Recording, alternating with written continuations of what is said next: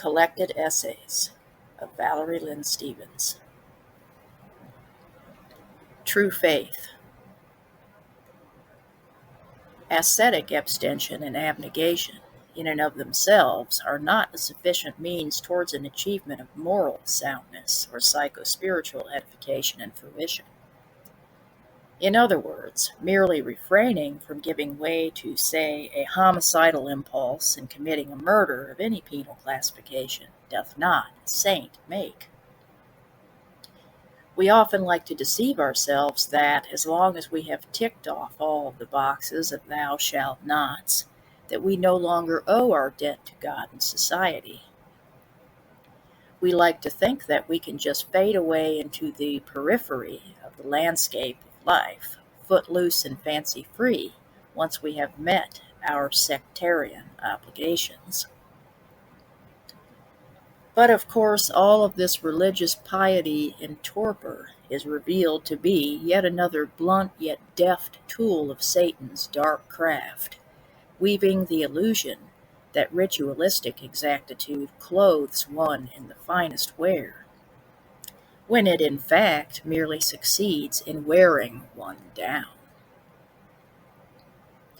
Faith, by virtue, exacts something from the seeker of it. True moral fortitude requires risk. It embodies both secular refrain and ecclesiastical dynamism. Although this metaphysical phenomenon often happens in a reverse manner, instead of the methodology through which goodness can manifest itself being related only to what we do, it seems quite the opposite most of the time, that we feel to have achieved some moral triumph from within ourselves, more so when we have successfully resisted an action of potential or assured evil or destructiveness. Of course, it may seem mere common sense that good must also be proactive and not just passive. However, it is often the simplest truths one most easily becomes blind to. For far less merit and applause are granted to these quieter, subtler, and more internal moralistic triumphs. Yet these, of all meaningful and profoundly worthwhile endeavors and victories, are of primary and ultimate significance for the salvation of each and every individual human being. But of course, this is merely further evidence of the satanic at work as a pernicious and insidious force within the world. For those dark powers of this world and of the heavenly realms are surely aware that the most effective way towards the oppression of the virtuous potentiation of a human heart and mind is in keeping them ever distracted and turned away from the very spiritual weaponry of their own salvation, which is always at their disposal, through the orthopraxis of both secular abnegation and sacramental fortitude.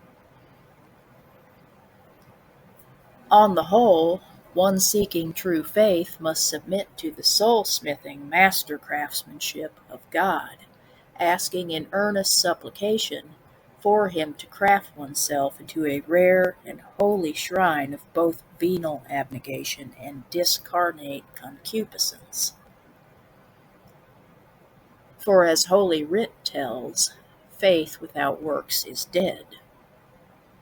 And furthermore, reading between the sacred lines, religious ritualism, without some sincerity of feeling behind it, is also dead, or worse yet, a putrefying remnant of the living dead, embedding its stench into the soul's flesh of those who don its regalia as proudly and insolently as the devil his unmasked self flaunts on All Hallows' Eve.